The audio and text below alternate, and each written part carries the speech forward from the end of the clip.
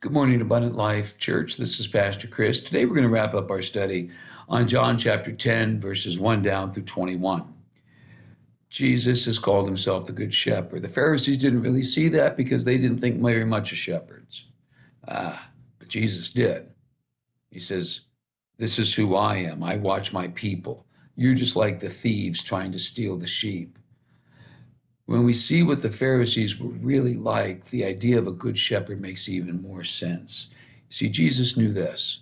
The people needed someone to care for them. There's a point where Jesus sees a crowd of people. It's right before he feeds the 5,000, and he says they're like sheep without a shepherd. He knew what the people needed. They need a shepherd who will make them feel cared for, make them feel loved, and especially known. That's fundamental in our human nature. We want to be someplace that we are known.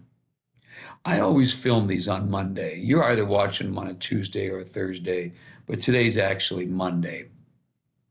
And yesterday in church, there was a woman I did not recognize. By the way, I'm filming this right after I got back from Africa. So I've been gone for a few weeks. And this woman's brand new to the church. This was like her third or fourth Sunday, which meant that she started coming when I was gone. So I was chit-chatting with her a little bit, and she said, "I found the church I want to be at." I said, "Oh, great, why is that?" She says, "Oh, I feel so welcome here." And I laughed and I told her, that's because of we have the worst exits in all of Christianity. Look how narrow it is to get to our door. If the fire marshal ever comes, he'll shut us down. But the great part is, you don't get to go in or out that door without being welcomed, without being greeted and talked to. She said, "I know, it's great." And it is. You see, this is what people long for more than anything else. I want a place where I feel like I can belong. Jesus understood that about us. Jesus understood how important it was to be a shepherd. The need to feel like somebody knows you is powerful. You can feel alone in a crowded room. It's why New York City is considered one of the loneliest cities in the world. It's why people pathetically chase fame. I want to be known. You need to feel like people know you. That's what Jesus gives us. He knows us so well. He says, "I know how many hairs are on your head." Yes, I know it's ironic for me to say that. It's not that hard to know, but think about how well Jesus knows us. I know you. That absolutely speaks to us. The people of Jesus' time, they were trying to make do with horrible shepherds. These were guys who just cared about rules and regulations. They cared more about telling people what they were doing wrong. They didn't care about the sheep. Now the Pharisees, they had no idea what Jesus was talking about when he mentioned shepherds, because we would never be a shepherd. They can't keep the Sabbath. They missed it. But do you think the people hungering for God's word picked up on what Jesus was saying? They were hungry for God. What they got was a bunch of petty bureaucrats who told them they weren't washing their hands right. What does that do to people? Then Jesus shows up talking about God as a loving father, as one who knows his children, as one who's prepared a place for them. Once more, what do you think hearing that does to people?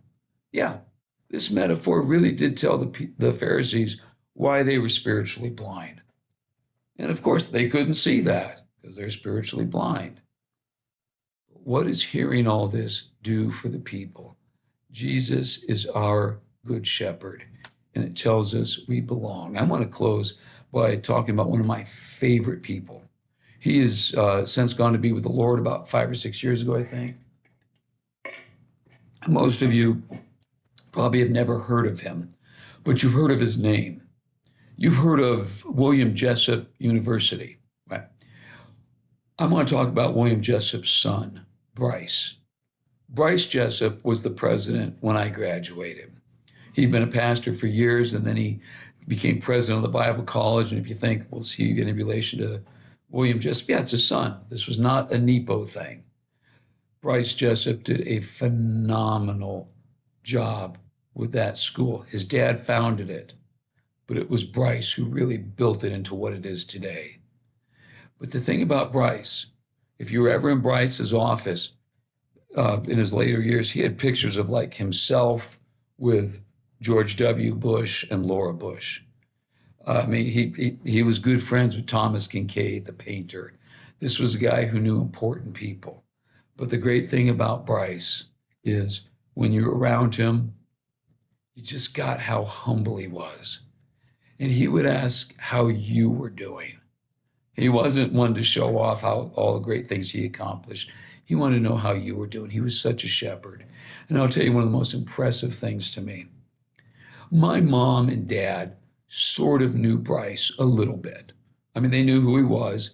For a very short time, they had attended the church he was pastoring back in the 70s. And then when I was in school, yeah, they had some connection there. But really, Bryce knows so many people. I remember once I was going to some function. This was a few years before Bryce passed away. I was going to a funeral of a mutual friend. And I was staying with my folks, and my mom said, "Tell Bryce I said hello. He won't know who I am. He won't remember me." I will tell you, when I got home and said, "Not only does Bryce remember you, I didn't even get a chance to tell him that you said hello," because he asked me right away, "How's your mom doing?" You should have seen my mom's face light up. See, that's the kind of guy Bryce was. You knew when you were around such an important person, what mattered most was that he cared about you. That's a good shepherd. That's what we have in Jesus. Have a great day. We'll see you next time.